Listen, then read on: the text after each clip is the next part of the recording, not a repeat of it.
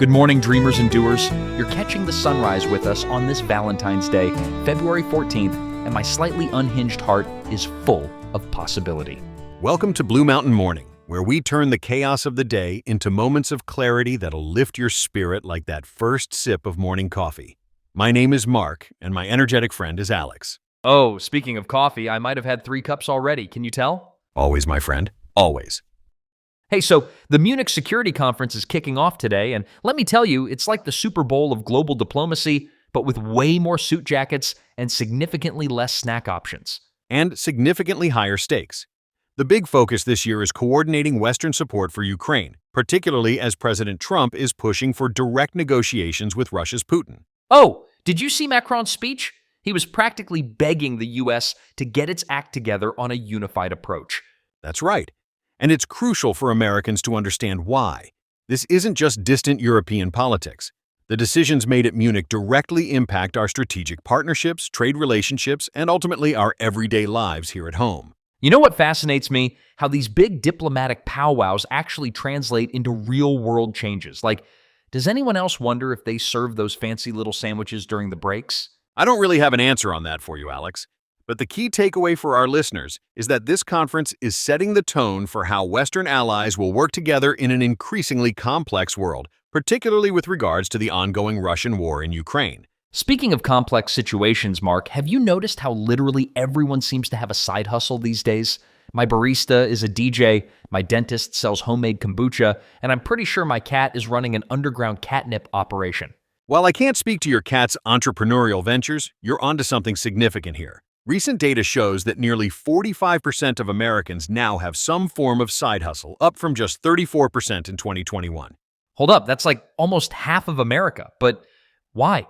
Is it because we're all secretly hoping to become TikTok famous, or is something else going on?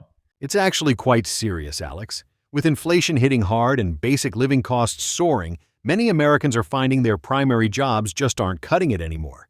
The average side hustle brings in about $700 per month, which for many families is the difference between making rent or not.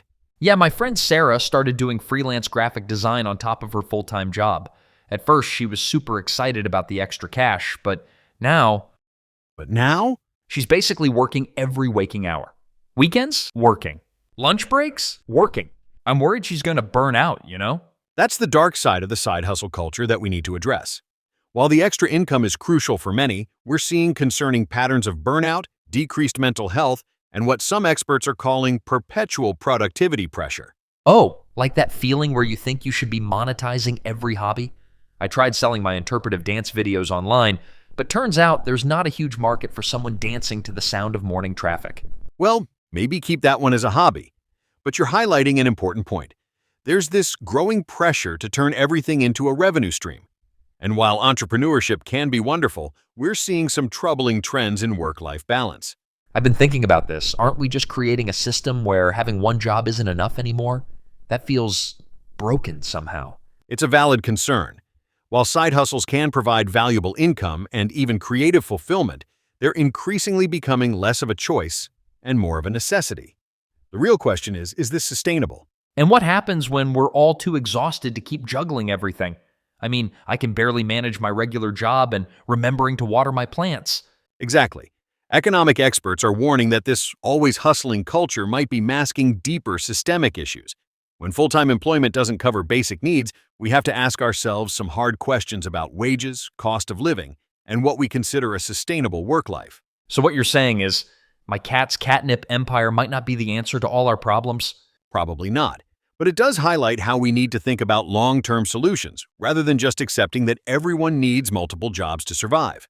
You know, after all this talk about side hustles and burnout, I'm reminded of something I learned from watching mountain streams near my cabin. Oh? Is this going to be one of your nature metaphors? Because I'm still recovering from last week's squirrel economics lesson.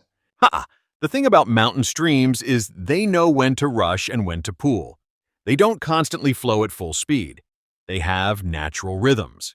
Unlike my neighbor who's somehow juggling 3 jobs and still trying to start a podcast about juggling jobs. Exactly. Sometimes the healthiest thing we can do is create what I call stillness pools in our day, even if it's just 15 minutes where we're not trying to monetize every moment. Like my interpretive traffic dance breaks. Yes, exactly like that. Without the live stream this time, please. Take a moment to imagine a single leaf floating gently on a stream. Notice how it doesn't fight the current. It simply flows with the natural rhythm of the water. I'm actually visualizing it, and it's surprisingly calming. Nature teaches us that even in moments of stillness, we're still moving forward. Just like that leaf, we don't need to paddle frantically to make progress. You know, between side hustles and daily commitments, we forget that rest isn't just empty space, it's part of the journey. So today, find your leaf moment. Maybe it's during your morning coffee or while waiting for the elevator. Just 10 seconds of floating, of being present without pushing forward. And remember, even mighty rivers have their quiet pools. Well, folks, that's our morning journey together. You know, having you all here makes my mornings so much better. And if you found today's episode helpful, why not share that calm with someone else? Maybe forward it to that friend who's always rushing around. We'll be back Monday with more insights and definitely more of Marc's weirdly specific nature metaphors. Until then, stay grounded, stay curious, and remember, every morning's a fresh start on Blue Mountain.